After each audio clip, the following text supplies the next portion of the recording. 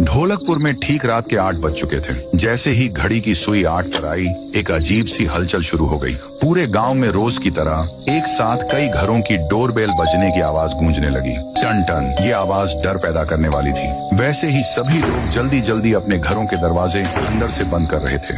हर इंसान डर के मारे कांप रहा था और उनके चेहरे पर एक गहरी चिंता और घबराहट साफ दिख रही थी। लेकिन बाहर से आने वाली डोरबेल की आवाज बंद नहीं हुई। दरवाजे बंद होने के बावजूद वह भयानक आवाज दीवारों के पार घुसकर सीधे लोगों के कानों में चुभ रही थी। लेकिन गांव में एक आदमी ऐसा भी था। उसका नाम था बीरबल। बीरबल इस लगातार और चीखती हुई डोरबेल की आवाज से बुरी तरह परेशान हो चुका था। उसका गुस्सा 7वें आसमान पर पहुंच गया था।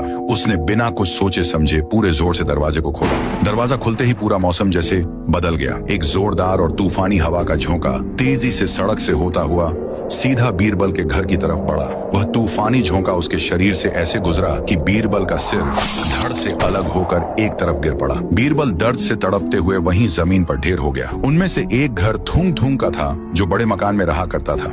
उसके पापा टंग टंग ने थुंग थुंग से कहा, बेटा थुंग थुंग, सुन, मैंने घर के सब दरवाजे और खिड़कियां अच्छी तरह से बंद कर दिए हैं। अब तू एक बात दिमाग में बिठा ले, गलती से भी किसी भी हालत में गेट मत खोलना। चुपचाप जा और अपने कमरे में सो जा। टीवी देखते मत बैठना। फिर थुंग थुंग ने कहा, पर पापा मुझे बहुत तेज सुसु लगी है, मैं क्या करूं? अगर मैंने अभी नहीं किया तो यही हो जाएगा। क्या मैं नीचे बाथरूम में जाकर आऊं? मैं बहुत जल्दी वापस आ जाऊंगा। फिर टंग टंग बोले, ठीक है तू जा, लेकिन सुन, तू जल्दी से जाकर फ्रेश हो और मेरी बात ध्यान से सुन, दरवाजा बिल्कुल मत खोलना।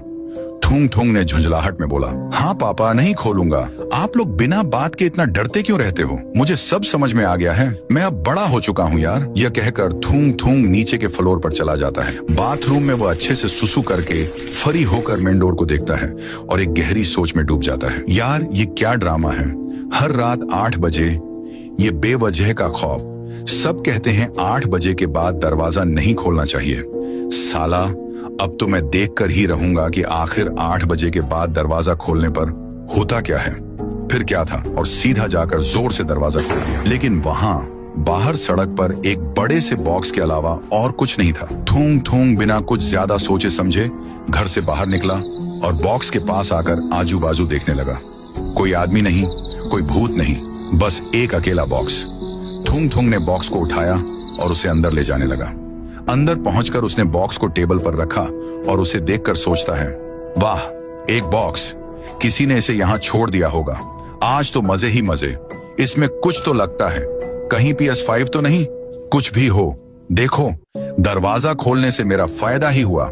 थुंग थुंग ने जैसे ही बॉक्स खोला, फिर वही अदृश्य हवा तेजी से जाकर थुंग थुंग के घर में घुसती है और सीधा थुंग थुंग के बदन से जा लगती है और पलक झपकते ही थुंग थुंग का भी सिर धड़ से अलग हो गया। वह खौफनाक हवा और भी ज्यादा स्पीड से ऊपर की ओर भागी और सीधा टंग टंग और उनकी पत्नी के बदन से जा टकराया और पल भर में उनका भी सिर कट जाता है।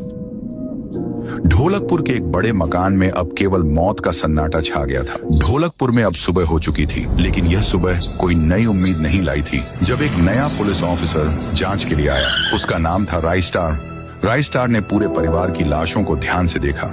राइस्टार के रोंगटे खड़े हो गए। उसने सोचा, 3 मौत, वो भी बॉक्स खोलने से। अगले ही पल दरवाजे के बाहर सारे गांव वाले थुंग थुंग के घर के सामने जमा हो गए। वे सब डरे हुए थे, रो रहे थे और राइस्टार से मदद की गुहार लगा रहे थे। अरे सर, तुम तो कुछ करो, हम लोग तो मर जाएंगे। हम सबकी जिंदगी नरक बन गई है। रोज रात 8 बजते ही हमारा डर शुरू हो जाता है। सर, ये कोई इंसान नहीं है। 8 बजने के बाद जिसने भी दरवाजा खोला है, उसे एक अदृश्य हवा का झोंका मार देता है। 5-6 लोग मारे जा चुके हैं। तुम जैसे ऑफिसर रोज आते रहते हैं, लेकिन सब डर के मारे भाग जाते हैं। कोई कुछ नहीं करता। बस तुम ही हमारी आखिरी उम्मीद हो बेटा, हमारी रक्षा करो। राइस्टार ने वचन देते हुए गर्व से कहा, गांव वालों, मैं तुमसे वादा करता हूं, मैं तुमको इस समस्या से छुटकारा दिलाऊंगा। यह मेरा कर्तव्य है और यह मेरा वचन है। मैं भागने वालों में से नहीं हूं। तुम लोग चिंता मत करो, मैं इस रहस्य को सुलझाकर ही जाऊंगा, चाहे इसके लिए मेरी लाश ही यहां से क्यों न निकले। राइस्टार का साहस और चुड़ैल का सामना ठीक रात के 8 बजे बजते ही वही चिर परिचित दहशत भरी डोरबेल की आवाज पूरे गांव में एक बार फिर गूंज उठी। लोग रोते हुए दरवाजे बंद कर रहे थे। उनके चेहरे पर वही पुराना डर था, लेकिन राइस्टार नहीं डरा। वह सीधा मेन डोर की तरफ बढ़ा और दरवाजा खोला। बाहर सड़क पर वही बड़ा रहस्यमय बॉक्स रखा हुआ था जो थुंग थुंग को मिला था। राइस्टार ने मन ही मन सोचा, अरे ये तो वही बॉक्स है, बिल्कुल वही जिसे मैंने वारदात की जगह पर देखा था, और थुंग थोंग इसी के वजह से मारा गया था। अभी देखता हूं कि तुम क्या करते हो। ये सोचते हुए राइस्टार बॉक्स के पास गया और उसे उठा लिया। वह जानता था कि वह खतरा मोल ले रहा है, लेकिन उसने हिम्मत नहीं हारी। वह बॉक्स को घर के अंदर ले आया। राइस्टार ने टेबल पर बॉक्स को रखा और उसे सीधा खोल दिया। ढक्कन खुलते ही वही अदृश्य जोरदार हवा का झोंका तेजी से घर के अंदर राइस्टार की तरफ बढ़ने लगा, लेकिन इस बार परिणाम अलग था। वो झोंका घर के अंदर घुस नहीं पा रहा था। बार बार कोशिश करने पर भी नहीं घुस सका। अदृश्य हवा का झोंका चारों तरफ से घर में घुसने की बेकार कोशिश कर रहा था। दरवाजे और खिड़कियों पर बार बार टकराने के बाद जैसे ही उसे समझ आ गया कि वह घुस नहीं पाएगा, उस झोंके ने पल भर में अपना रूप बदल लिया, जो कि बेहद डरावनी लग रही थी। चुड़ैल गुस्से और हैरानी से चीखते हुए बोली, अरे ये क्या हो रहा है? मैं इस घर में घुस क्यों नहीं पा रही हूँ? कल तो मैं बिना किसी रुकावट के अंदर गई थी और आज यह अदृश्य दीवार कहाँ से आ गई? मुझे इस पर विश्वास नहीं हो रहा। अब मेरे पास समय नहीं है, मुझे खुद ही अंदर आकर अपना काम खत्म करना होगा। चुड़ैल अपने भयानक रूप में सीधे राइस्टार की ओर बढ़ी, लेकिन जैसे ही उसने दरवाजे की अदृश्य सीमा को पार करने की कोशिश की, उसे किसी चीज ने झटक दिया। असली रूप में आकर भी वह अंदर नहीं घुस पा रही थी और न ही राइस्टार का कुछ बिगाड़ पा रही थी। चुड़ैल ने गुस्से से कहा, अरे ये क्या ड्रामा है? अंदर क्यों नहीं आ रही?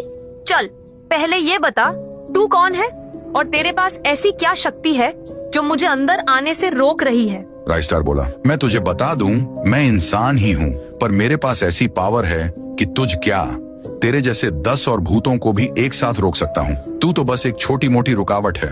अब बकवास बंद कर, जल्दी से बता कि तू लोगों को हर रात 8 बजे क्यों मार रही है और ये बच्चों वाला खेल क्यों खेल रही है, वरना मैं इसी वक्त तेरा ये बॉक्स जला दूंगा। मुझे पता है तेरी सारी शारीरिक शक्ति और आत्मा इसी में बंद है। अब बता, जल्दी बोल। चुड़ैल डर गई। उसने कांपती आवाज में कहा, नहीं नहीं, ऐसा मत करना प्लीज, मेरे बॉक्स को हाथ मत लगाना। मैं तुम्हें सब बताती, मैं सब बता दूंगी। दरअसल मेरा नाम करीना है। एक दिन मैं और मेरा छोटा मासूम बच्चा बाजार जा रहे थे। सब कुछ ठीक था, तभी मेरे बच्चे को रास्ते पर पड़ी एक चमकीली गुड़िया दिखी। वह उसे पाने के लिए सीधा उसकी ओर दौड़ने लगा, पर उतने में तेज रफ्तार कार ने उसे जोरदार टक्कर मार दी। मैंने मदद के लिए लोगों से गुहार लगाई, पर किसी ने मेरी नहीं सुनी। एक बाइक वाला निकला, मैंने हाथ जोड़े पर वो भी नहीं रुका। एक जीप वाले से मैंने रोते हुए कहा, मेरे बेटे को अस्पताल पहुँचा दो, पर उसने मुझे झिड़क कर कहा, अबे क्या मैंने यह जीप तेरे बेटे को बचाने के लिए खरीदी है? जाओ जाओ, मैंने तुम जैसे नौटंकीबाज लोग बहुत देखे हैं। हटो यहाँ से, मेरा कीमती वक्त जाया मत करो। और फिर वह तुरंत जीप में बैठकर वहां से भाग गया। मेरे पास कोई रास्ता नहीं बचा था, ऊपर से मेरा बच्चा दर्द के मारे तड़प रहा था। उसके बाद मैं पागलों की तरह इसी गांव में मदद के लिए भागते हुए आई। मैं लोगों के घर के बाहर पहुंची, पर उन्होंने अपना दरवाजा नहीं खोला। मैंने लगातार दरवाजा खटखटाया। कुछ देर बाद किसी तरह एक आदमी ने दरवाजा खोला। मैंने उसको रोते हुए कहा, मेरा बच्चा दर्द के मारे चिल्ला रहा था, मैं आपसे अपने बच्चे के जान की भीख मांग रही हूँ। पर उसने मुझे यह कहते हुए भगा दिया, अरे तू चली जा यहाँ से, मुझे कोई पुलिस वाले इसके लफड़े में नहीं पाड़ना, मैं फालतू के झंझट में नहीं फंस सकता। फिर उसने मुंह पर दरवाजा बंद कर दिया।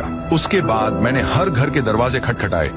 किसी ने मुंह पर दरवाजा बंद कर दिया तो किसी ने बाहर से ही मदद करने से इनकार कर दिया।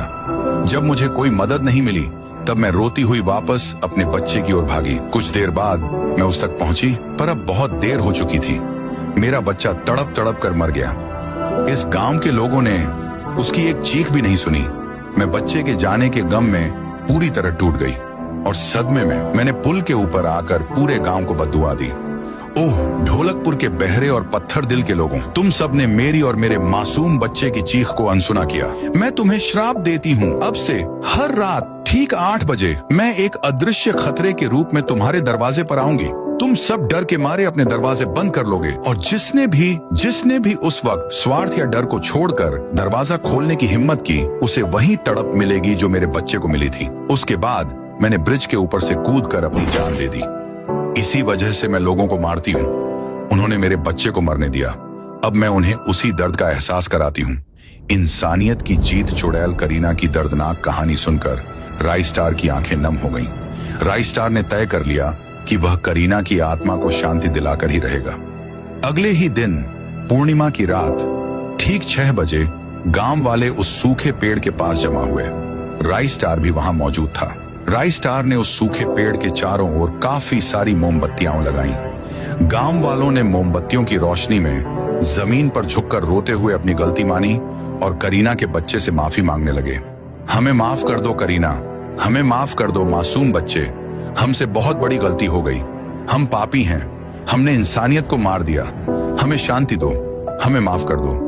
ओह करीना, हम कितने बेरहम थे। जब तुम्हारे बच्चे को हमारी जरूरत थी हमने अपने दरवाजे बंद कर लिए। हम अमीर जरूर थे पर दिल के बहुत गरीब थे। हम तुम्हारे दर्द को समझ नहीं पाए, हमें माफ कर दे। गांव वालों के सच्चे पछतावे और रोने की चीखें उस रात की हवा में गूंजने लगी। तभी एक अलौकिक आवाज सुनाई दी, सुनो। सबने ऊपर देखा। वह कहने लगी, मैं अब तुम सबको माफ करती हूँ, लेकिन तुम सब वादा करो कि अगली बार से मेरे जैसा बर्ताव कभी नहीं करोगे। तुम सब हर जरूरतमंद की मदद करोगे, चाहे वह रात के 8 बजे ही क्यों ना हो। और अगर तुमने मेरी इस बात का उल्लंघन किया तो याद रखना, तुम्हारा अंजाम इस बार से भी ज्यादा बुरा होगा। और उस रात के बाद ढोलकपुर में कभी भी 8 बजे के बाद डोरबेल की कोई आवाज सुनाई नहीं दी। लोग खुशी से झूम उठे। उन्होंने राई स्टार का जोरदार नारा लगाया और उसे अपने हीरो का दर्जा दिया। राई स्टार ने ढोलकपुर को केवल एक चुड़ैल से नहीं बचाया, बल्कि उसे इंसानियत का पाठ पढ़ाया। तो अगर आपको राई स्टार का यह साहस और न्याय पसंद आया हो तो एक लाइक और सब्सक्राइब जरूर करना।